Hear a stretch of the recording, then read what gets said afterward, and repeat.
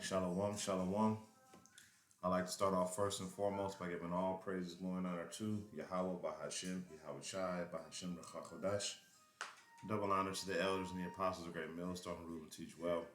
Peace, love, salutations, and many blessings to those that are doing this work in truth and sincerity.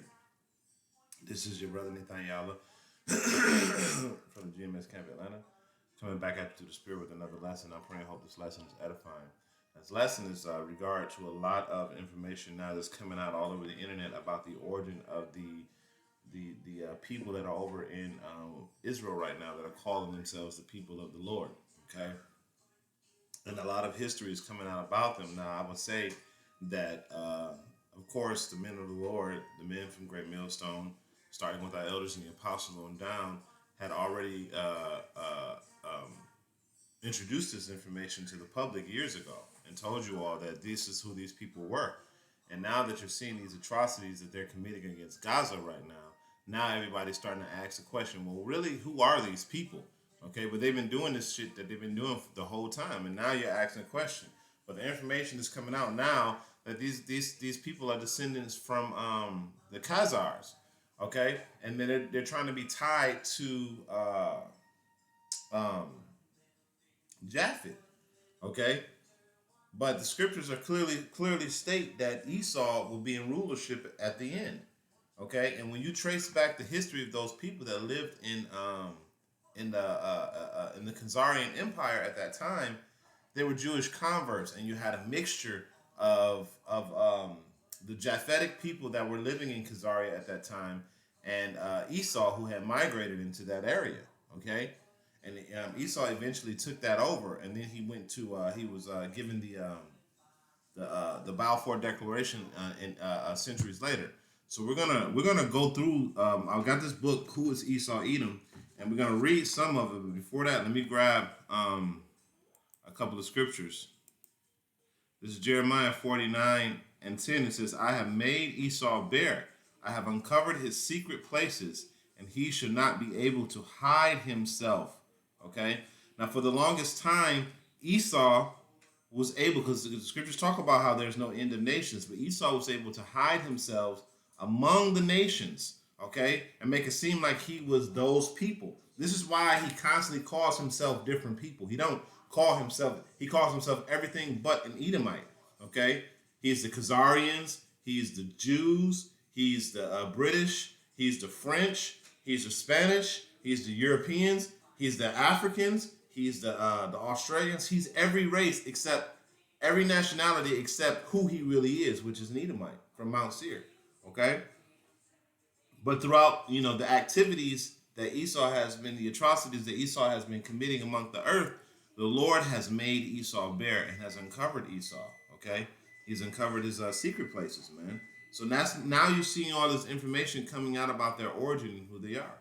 Okay. So I'll read that again. This is Jeremiah 49:10. It says, "I have made Esau bare. I have uncovered his secret places, and he should not be able to hide himself." So even though he's trying to hide himself and say he's this and say he's that and play that role that we're innocent, and that we are the people of the Lord, he's not able to do that anymore.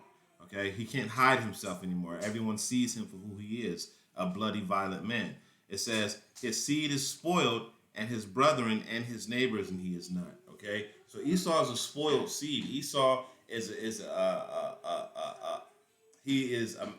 wicked man that's going to come to naught. He's going to come to destruction. Okay, all right. Esau destroys everything that he touches, and the earth and the condition of everything is evidence of that. Okay, so I'm gonna read some of this book from Who is Esau Edom. We're gonna read page 7 and then we're gonna move over to page 9. Page 7 and page 9. We may get some other pages too that I highlighted, but this is just these pages are gonna show the migration of Esau Edom and how did he come into being into the Khazarian Empire. All right, so without further ado, I'm going to play one of these videos. I'm going to play this one. It's going to go into Esau migrating into the Khazarian Empire. Okay.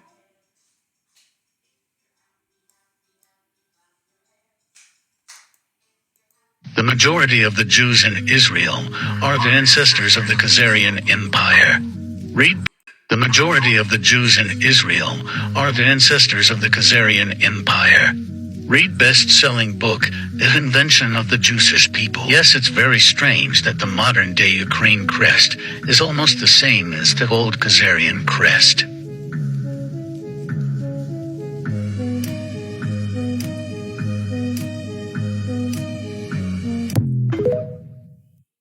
All right, so here's another video of, we're going to get Jake last. Now, this woman here, she goes into it and she breaks it down.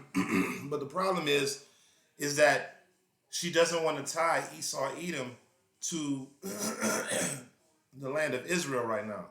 She don't want to tie Esau Edom Salakia, to that land, because more than likely she may be an Edomite. Okay? Now, when you realize that you're an Edomite, right, and you understand the scriptures or understand to a certain level, you realize that you're slated for destruction. Now, who wants to say I'm that guy? Okay, so of course you're gonna do whatever it takes to hide yourself. I'm gonna play this video. Can you please explain to us what you mean when you say true Israelites? Okay, so there's two sides to this. There is who are the true Israelites and where are they? And if those are not true Israelites in Israel, then who are they? Those are two different videos. We're going to talk about who is in Israel right now. Just my opinion, of course, but I've got a lot of history to back it up. And just so happens when I started my TikTok journey, I was all about conspiracies. And I did a lot of research and history into the bloodlines, the elite bloodlines that control everything, the puppet masters, okay? So just follow me and it's all gonna make sense.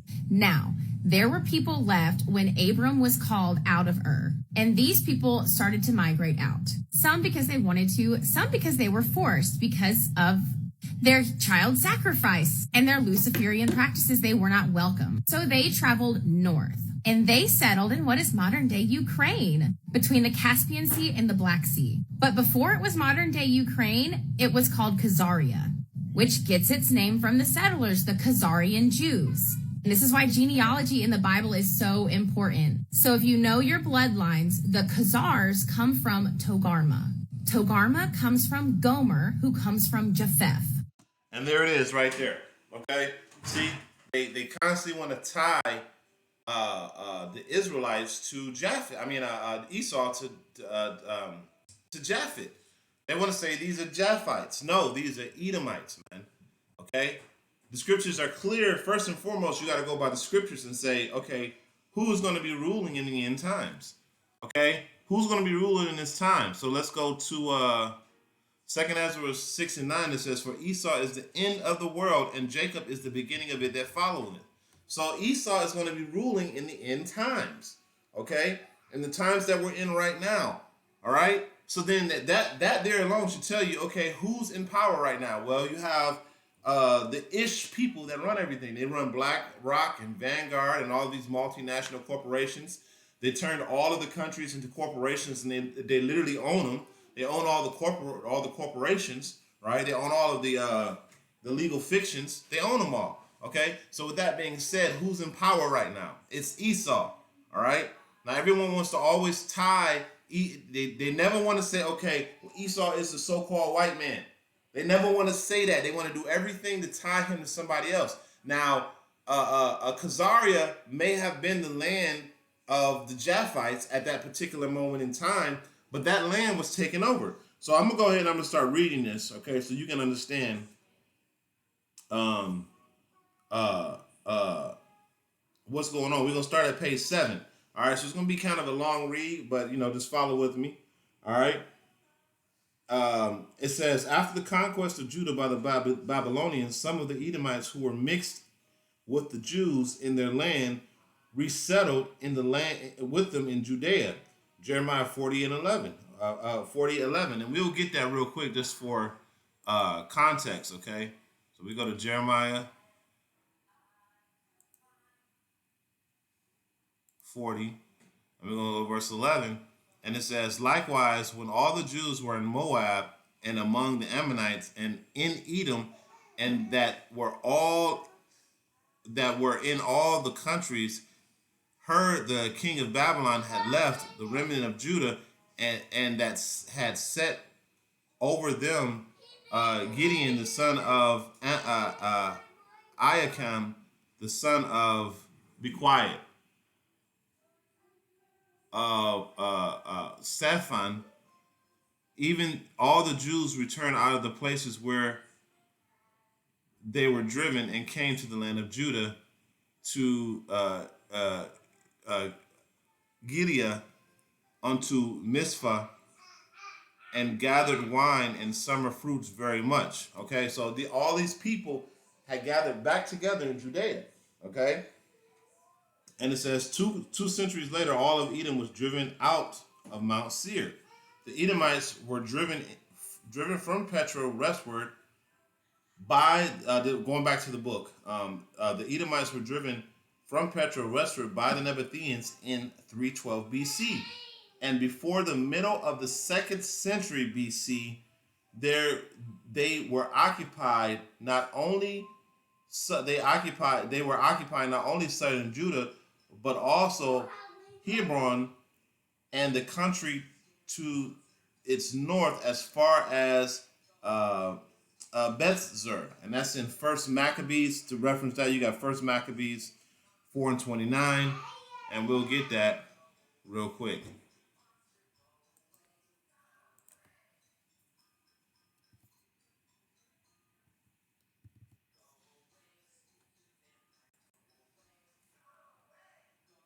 All right, so 1611 King James.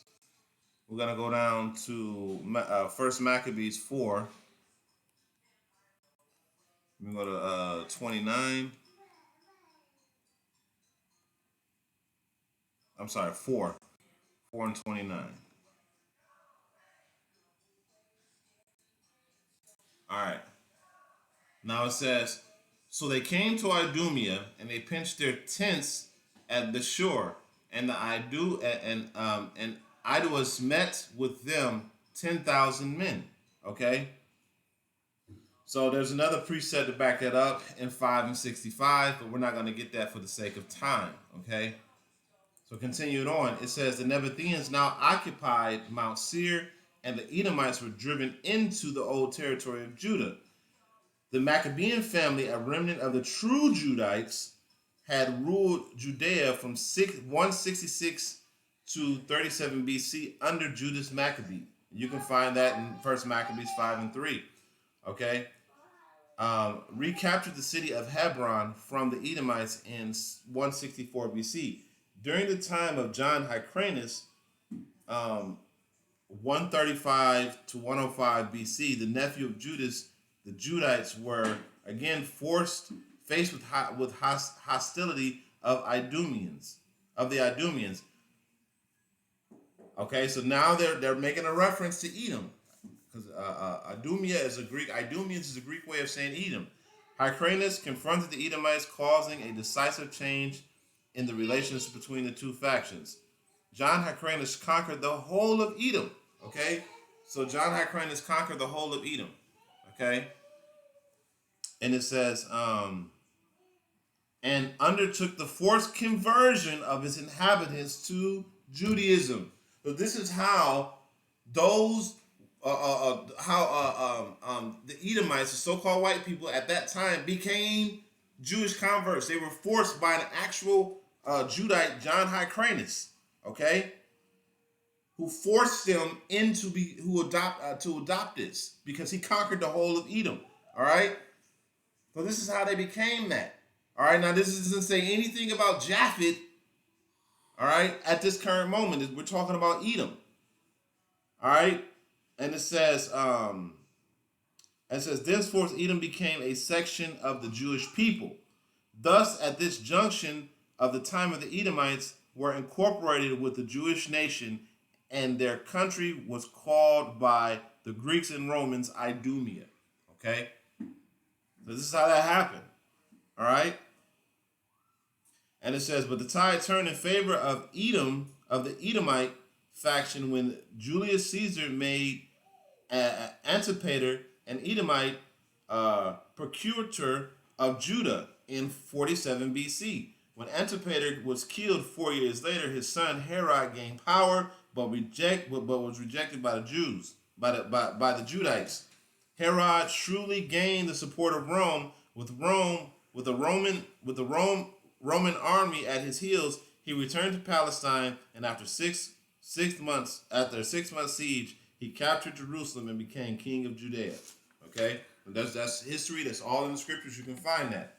Okay.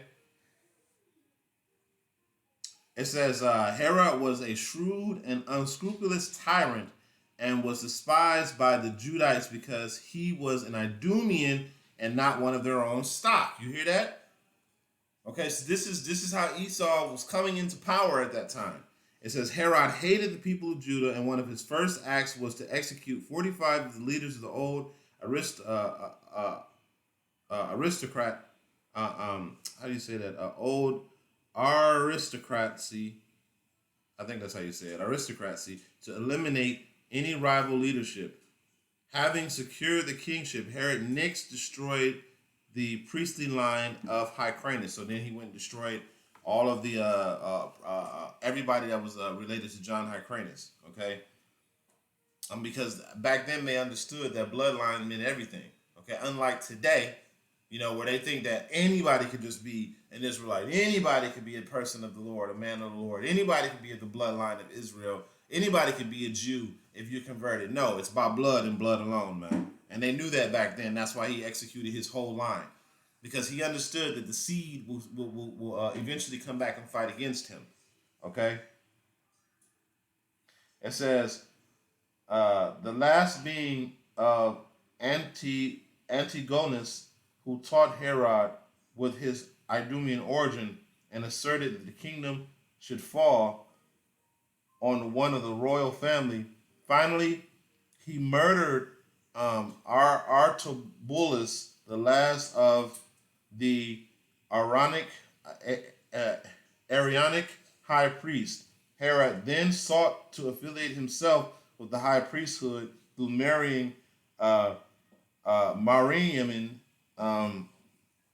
Artabulus' sister, the daughter of the high priest. Okay, so they decided that, okay, we're gonna assume the identity of these people that we just killed. We're gonna assume their identity. Okay, now I'm gonna skip over a little bit. Okay, and it says the origin of the Jews. This is page 9. The Jews of today fall within two main types: the Sephardic Jews and the Ashkenazi Jews. The Sephardian are also known as Spanish Jews and constitute about 5% of the Jews in the world. The Ashkenazis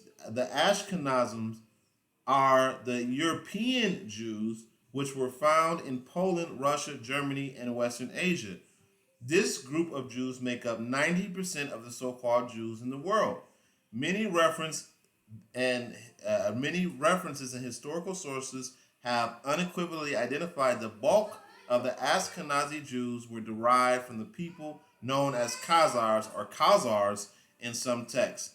The original Jewish encyclopedia of 1905 revealed that the main stock of Jews came from the Astaric people known as Khazars. Okay, so now we understand, okay, they were known as Khazars. All right, so we're going to continue on reading a little bit, but before that, I'm going to go ahead and play this video right here so you can see what Jake has to say about it. Oh, I'm sorry, I got it silent. Salaki. Because now you got Jake in the Christian church, because they losing all their membership because we out in the highways and the byways teaching true history. So these pastor pork chops are they've been given an order from that, hey, y'all got to give some truth out there. Y'all got to give some type of history because try to bring these people back. In 700 AD, up in Russia, a place called Khazaria that's no longer even on the map. Totally erased the name. You never even heard the name because they erased the name so you could not trace the people to the place. Place in Poland called Khazaria. These Huns These people from Hungary, Huns. Notice they even changed the name of Hungary. Hun Turks. Turkish people. There was a king there called King Bulan. And he decided that he didn't want to be the Christians that were advancing from one side and Islam was advancing from the other side on his kingdom. He decided he didn't want to be either or. So he said, I'll tell you what, we'll be Jews. So he sent to Jerusalem to get those Babylonian rabbis, not the true Judaizers, but the ones that the rabbis that came out of Babylon. Now I ain't gonna listen to the whole thing. I just want you to see that Jake is on this tip now. Okay? But as you can see, nobody's referencing Edom. Okay? No one's saying that this is Edom. They're all saying that these are Khazars. Well, who were the Khazars before?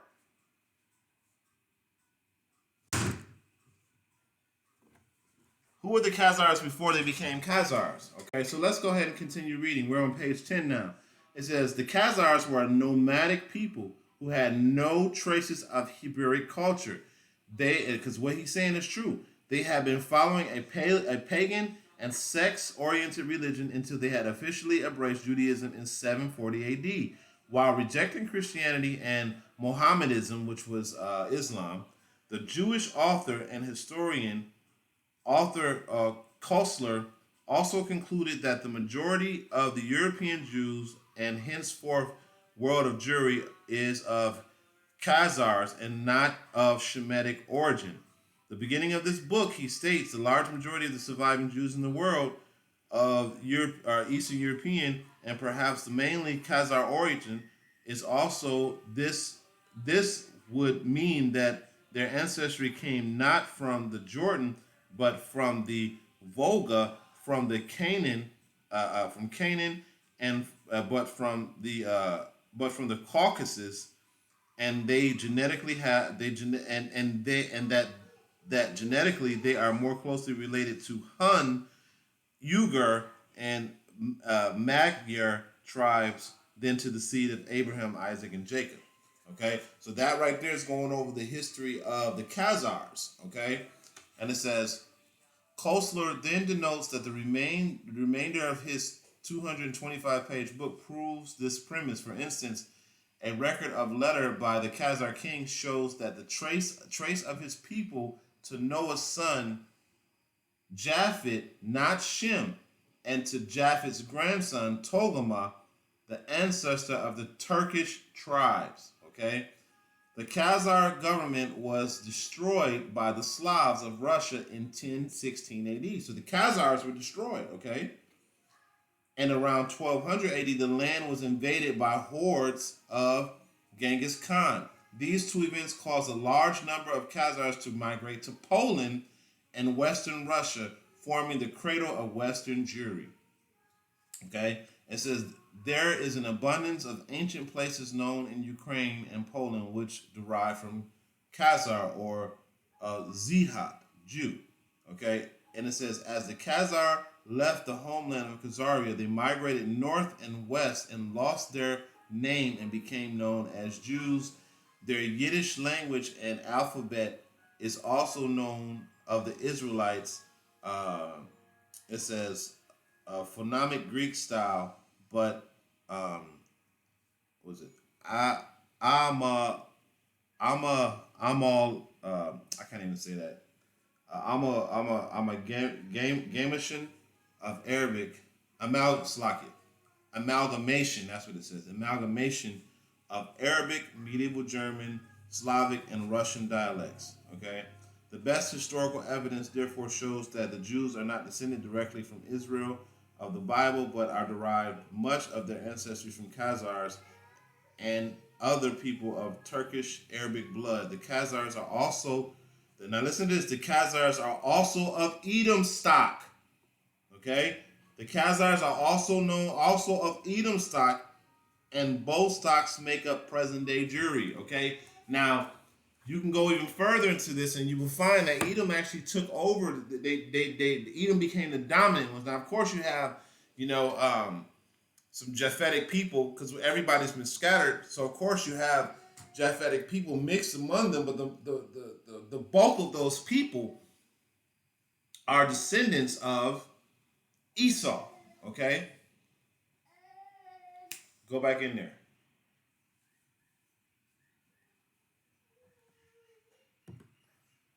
Okay, so now we're gonna go back. Go back into some scriptures. Okay, um, because there's a lot of prophecies that Esau just don't fit. According if he's trying to be the people. Okay, this is Isaiah 25:7. It says, "And I will destroy in this mountain his government, the face of the covering cast over all people, and the veil that spread over all nations." You see that? So the Lord is removing all of those lies and all of deceit and everything. That's why when I brought out in Jeremiah, Esau ain't gonna be able to hide himself anymore. Okay? He it was a veil that was spread over all the nations, so you couldn't see this man for who he was. You literally thought that he was an angel of light because of how his cities were, and his technology that he stole, and how quickly his nation was built up. America was the quickest nation. Babylon was the quickest nation to ever get built up in the history. Why? Because of hardcore slavery. You see, and that was Esau. All right. So, but the Lord said that He was going to destroy all of the fictions that was cast upon it, and this is why you're starting to see on all of these TikToks, these different people that are now trying to break this down. So you can see who those people really are over there. That they're not the true people. Okay, and then now what's going to happen is now they're going to start looking for the true people. That's going to happen. Everybody's going to say, okay, well, if they're not the true people, who are the true people? And they're going to say, oh wow. The Negroes, Latinos, and Native Americans over in North America and various parts of the world were those people the whole time. Okay? Excuse me for 1 second.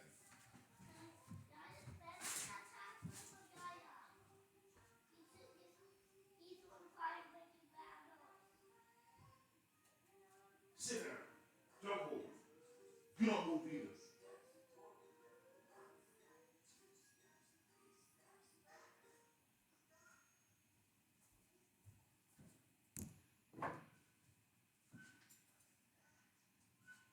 Moving in. Make some more noise while I'm doing the rest. And watch what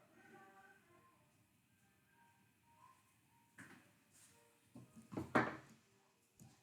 Slide you. All right. So just going back.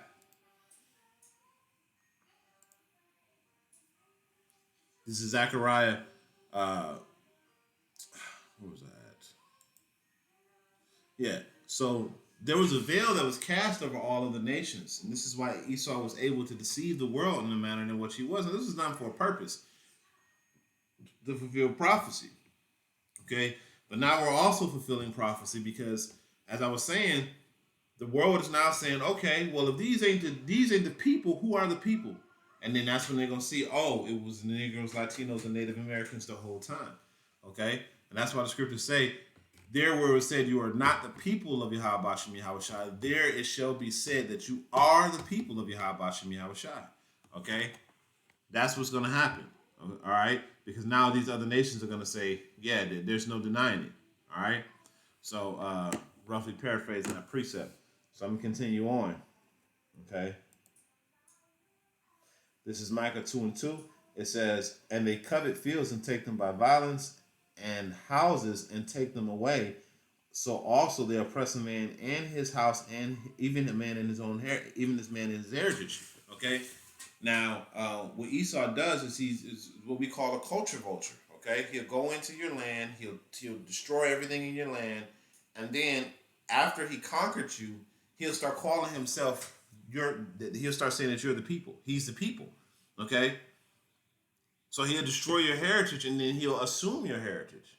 Okay? This is what he does. He'll assume your heritage after he done destroyed the people. And after the passage of time goes on, 300-400 years goes past, generations go past, you tend to forget that who the original people were in the original people were in the first place. Okay?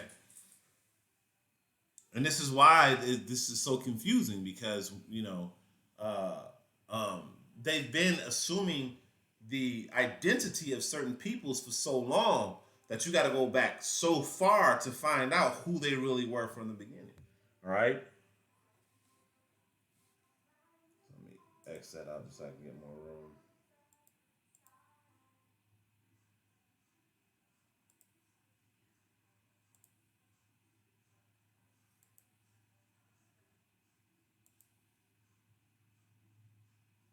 All right. So there's something else that I saw in this book that I wanted to bring out. Let me see if I can find it real quick.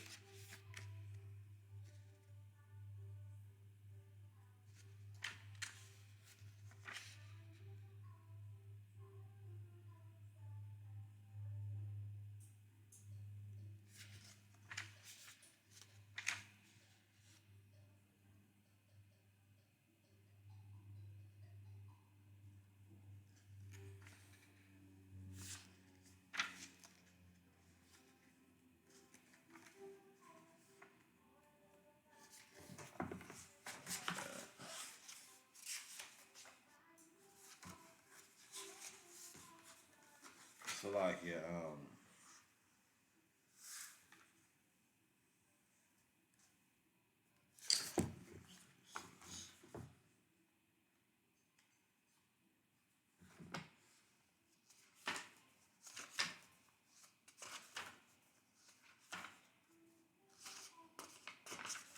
All right. All right, so this one goes back to political Zionism. Okay, so political Zionism has its roots in a Jewish Messianic movement that seeks to establish an independent Jewish state through their Messiah. The Jewish people as a whole could rule the world. The place that they decided to occupy was Old Palestine. Okay, the modern term Zionism first appeared at the end of the 19th century, denoting the movement was a goal, whose goal was the return of the Jewish people to uh, Israel, Israel, Palestine. It was combined. It was coined by Nathan uh, Birnbaum, a Jew, in his journal. Uh, is it's cell? This one I can't pronounce. Selves to men's passion in April 1st, 1890. The term Zionism, as used by Birnbaum, was intended to express political orientation toward Palestine as he spoke of a national political Zionist party. This concept was different from this concept was different from the prevailing uh, philanthropic approach. Before this time, it was thought it was thought practically that the Jew, being a scattered and integrated people, should have a homeland of their own, and uh, humanitarian pleas were made in regard that at this time that some theologians stated supporting the idea as being fulfillment of biblical prophecy. Okay, and then was fulfillment of biblical prophecy because this was the bastards that was dwelling in the land of Israel that didn't belong there. Okay, it says the actual transition of Zionism from its political slack it the actual transition of Zionism from its uh, practical and philanthropic aspect to its political, economic, and militarily objectives clearly developed with the efforts of Jewish Zionist leader Theodor Herzl. Herzl argued that the Jews of Western Europe, even after receiving equal rights, had been unable to assimilate and should and still comprise a nation within a nation. Herzl warned that Jews would be pushed into the arms of the socialist revolution and the stability of the present order world the order would be severely undermined, and it was therefore incumbent upon the state of Europe to assist in establishing a Jewish state and assuring of its international legitimacy. Okay, so you see that the Balfour Declaration was something that had been planned for a very long time in putting these converts into that land. Okay, into that land, and this was something that they had wanted for a very long time. All right. Continuing on, it says, in response to the Jewish Zionist efforts, there was an offer made by the British government in 1903 for a Jewish self-governing settlement in Uganda, East Africa. The Zionists looked back at this measure as one which nearly wrecked the Zionist movement. Another endeavor to appease the Zionists, the British colony secretary agreed to give the Jews the British held um, Sinai Peninsula, but this came to naught. A plan to make Madagascar a Jewish nation also generated no Jewish interest. You see these damn devils? How they say, oh, we just gonna give you their land. We just gonna give you their land.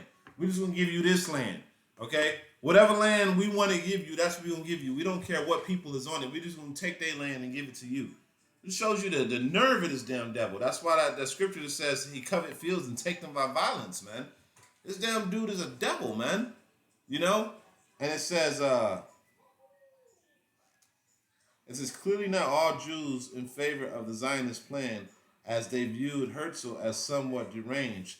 Leading rabbis feared that Herzl's idea would provoke a new wave of anti-Semitism. They denounced the Jewish state concept in pamphlets and conferences. Likewise, Napoleon, years earlier, gave invitation to the Jewish settlement in Jerusalem under his eagles. It aroused no Jewish interest. Okay, now we know the story. Let me continue on just a little bit more. It says, why then were the leaders of the Zionist movement insisted upon a Jewish state in Palestine and nowhere else? If half of Europe would have been offered to these Zionists, they would have still rather had the small barren land of Palestine. Why? It's partly because the Jews are incapable of existing on their own. But Palestine, they could draw Christian support as God's chosen people returning to Zion. You see that? That was the whole plan. Because these people are no people. They can't do anything on their own. They have to. The only thing that they can do is steal, rob, kill, destroy, and take from other peoples around them. That's why the system is set up the way that it is. Okay? So now we know what the mindset behind this when the Balfour Declaration was created. Now, that was created and given to them by different governments, by the British government, by the European government, and Herzl were all coming up with these ideas to put um, the Jews in that Palestine area. Okay, now look, the scriptures say in Jeremiah 1:6, because these people always knew. Like when you go back and you read in this book, who was Esau Edom, and you're reading it, what you're seeing is that these people already knew who they were. They knew who they were from John Hyrcanus as they were migrating, when they were offered to become Christians or Muslims. You know, they chose Judaism. They already knew who they were the whole time. But the scripture says, Jeremiah 9:16, I will scatter them among the heathen, whom neither they nor their fathers know, and I will send the sword after them till I consume them. Okay? So the Lord said that he was going to scatter us among the nations, and he did that. He also said, give me 1 second.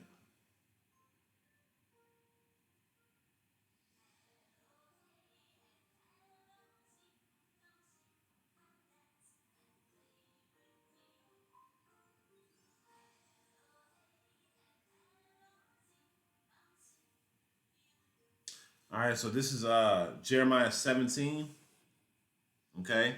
Because when you go to this, go to Jeremiah 17th chapter, and the 4th verse, And what does it say? It says, and thou even thyself shall be discontinued from thy heritage. What heritage? The heritage that the Heavenly Father gave us, the law, statutes, and commandments, our land, our customs, what made us greater than all of the nations. All right. It says, and thou even thyself shall be discontinued from thine heritage that I gave thee, and I will cause thee to serve thine enemies in the land which thou knowest not. For he hath kindled a fire in mine For ye have kindled a fire in mine anger, which shall burn forever. You see that? So the Lord said that he was going to discontinue us from our heritage, okay? So we won't know who we are. They know who they are. They said that they've kept their history, okay? They said that they kept their history. They know who they are. But in the book of Zechariah, right, it says, book of Zechariah 10:9, it says, and I will sow them among the people. That's what the Lord did. He scattered us among the people, and they should remember me in far countries. Right? That's what's happening right now. How if they already knew where they were, they've been in Balfour Declaration was in 1948. Abba Bivens didn't step on the scene to 1969. Okay? So they already knew who they were.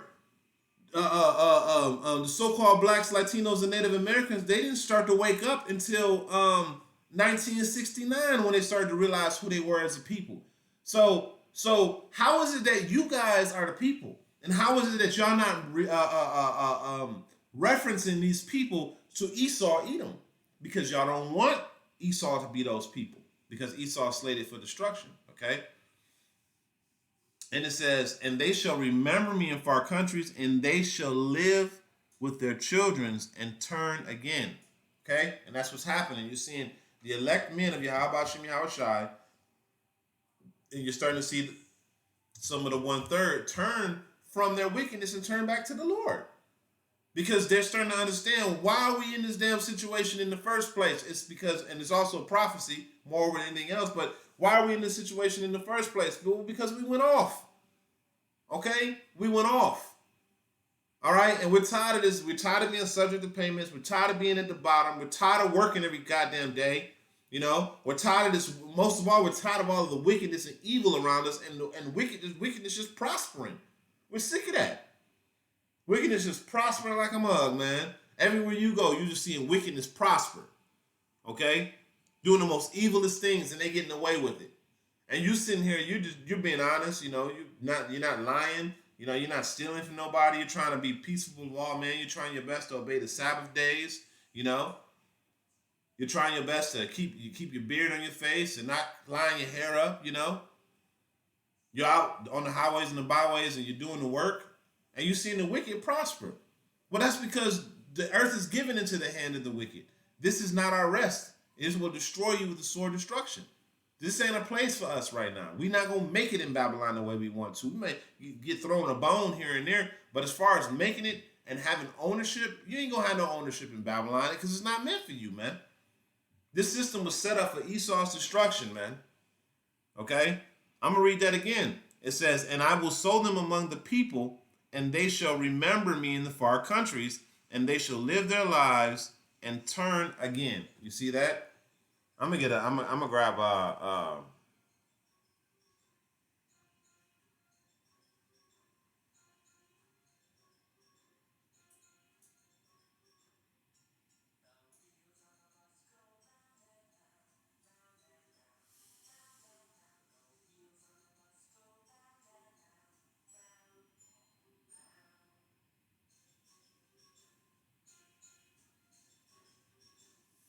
right, grab this one.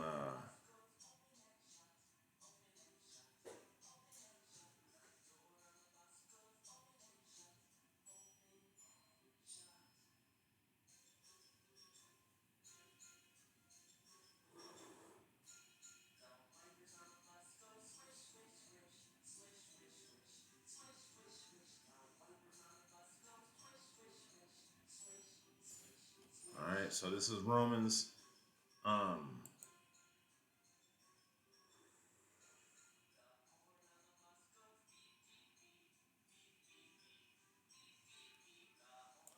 Romans 9 and verse 26, and it says, And it shall come to pass that in the place where it was said unto them, "You are not my people," there shall it be called. There they should be called the people of the living God. You see that? So that this is about to happen. Okay, as these people get revealed, you know, there's one more video that I wanted to get. Man, I wanted to. Give me 1 second, Naki. There's one more video that I wanted to get that I had pulled up. Give me 1 second, Naki.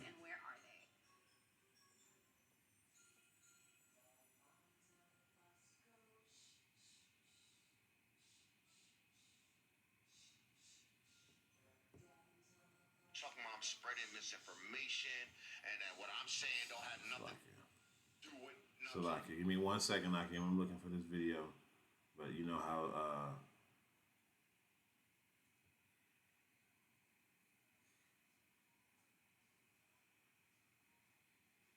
And I know that I saved this video, but you know, Esau, you know, he come back in and he go behind you and he delete your stuff, man.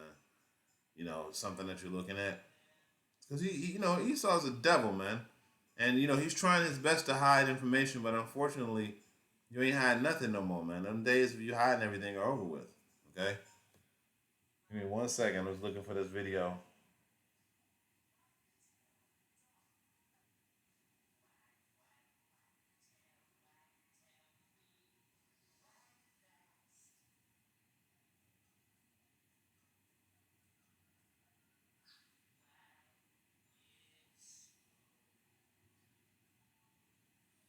All right, I'm gonna try one more thing, and if I don't get it, then we're just gonna move on. That's crazy. I sure did save that video too, and I saved it twice actually.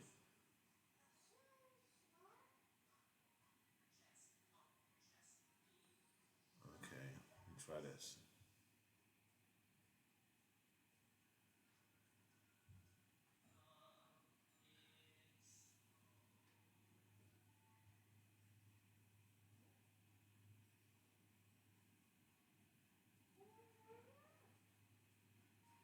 Oh yeah, here it is. All right, let me go and do this.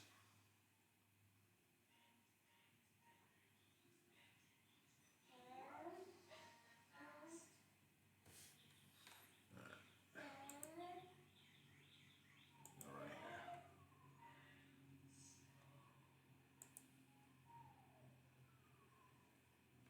here. It is prohibited, and you can Google this, to do a DNA test in Israel. Totally forbidden. Wrong. It's illegal. It's a crime. You'll be jailed if you do a DNA test in Israel. Why? Because they know the truth will come out. You come from Poland, you come from Ukraine, you came from Europe, you came from everywhere else. And they were the original Middle Eastern Jews who lived together with the Muslims and the Christians for centuries. For centuries. So what happened to a lot of the Jews who were the Middle East? All right, so you know he go off after that, but as you can see, what he said that Israel, you can't take a DNA test in Israel, and I had heard that before. And the reason why is because it will reveal their true heritage. It will show who they are.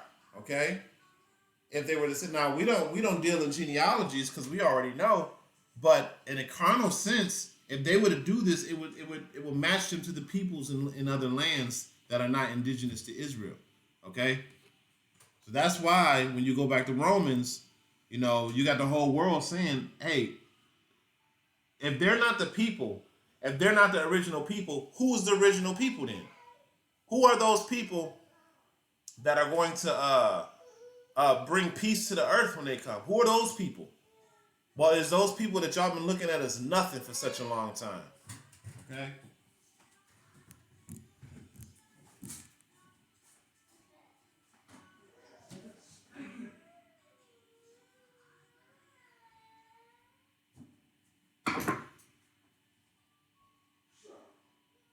Leave Matthew alone.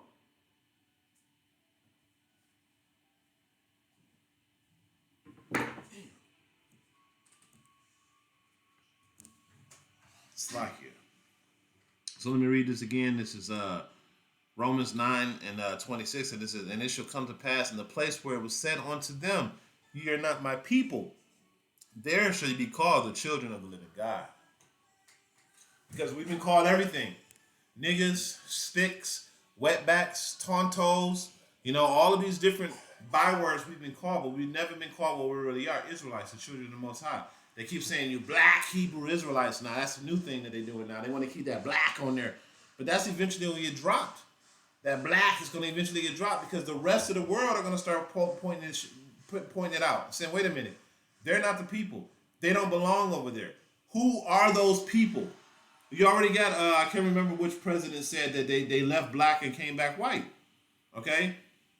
They wanted to be tied, and they said that, in the book, they said that, where's that part at again? It said that they wanted to get the support of biblical prophecy.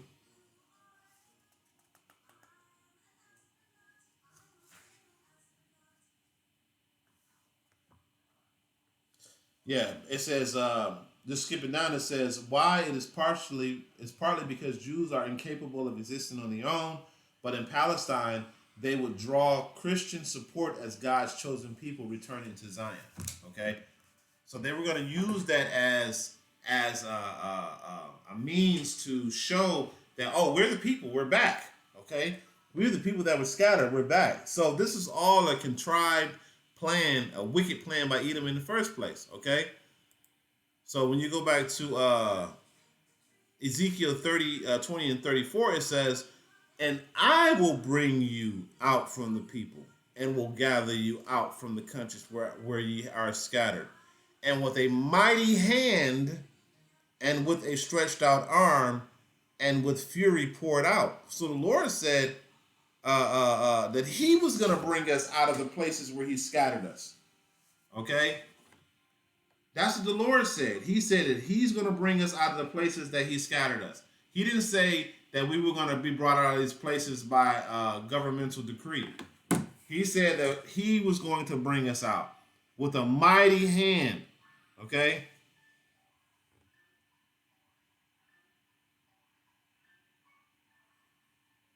And it says, so that was pretty much it on that. But as you can see, these prophecies that they're saying that they're the people, they're not. Okay? And y'all trying to hide who Esau Edom is with these videos. Y'all want to say, oh, they're Khazars, they're from Japhat. No, they're not Japhites, man. They're Edomites. They're from the tribe of Amalek. Okay? Stop playing. All right? Y'all, look, y'all want everybody can be Esau except Esau. I remember one time Jake was being called Esau. No, the so-called blacks are Esau. Right? Now Esau is Japhet. Y'all been trying to put him off on Japhet. No, he's not Japhet. He's a so-called white man. All right? And you got to look deep into that history to see that, man. But it's all in the scriptures. Okay? Just remember, Jacob is the end of the world. Esau is the beginning of it that follow. There's another one right here. I want to get it. Nahum 3. 3 and 4 says, because of the multitude of the whoredoms of the well-favored harlot, the mistress of witchcraft. See, all of this stuff that you see has been propagated by Israel and America. All of this propaganda, all of this, oh, they're the people and they're this and they're that. That all of these whoredoms to make you believe that. And this is why, you got homosexuality coming out in abundance in Tel Aviv. Okay? This is why you have that, and it's being spread all across the world. They're not spreading righteousness. They're spreading wickedness. And they're using America and Israel. America and Israel is doing this. And America is the only country in the world right now that is supporting Israel. Of course. Because it's a whore. All right? And it says, that selleth the nations through her whoredoms. You made the nations believe this shit that you're doing, man. Okay? And the families through her witchcraft. You see that? And it says, behold, I am against thee, saith the Lord of hosts, and I will discover thy skirts and thy face, and I will show the nations thy nakedness and the kingdoms thy shame. So Israel and America are both being tied to that. That's why you're seeing so much information being brought out about the history of America, and that's why you're seeing so much information being brought out about Israel, okay? And who these people truly are, because now the Lord is removing that covering cast. He's showing you their shame, and he's showing you who they truly are. Okay? So with that, I pray this is an edifying lesson. I'm going to go ahead and end it off, giving all praise, glory, and honor to Yahweh, Ba'ashem, Yahweh Shai, Ba'ashem, B'Chaf Double honors to the elders and the apostle, great millstone. Until the next time, I say shalom.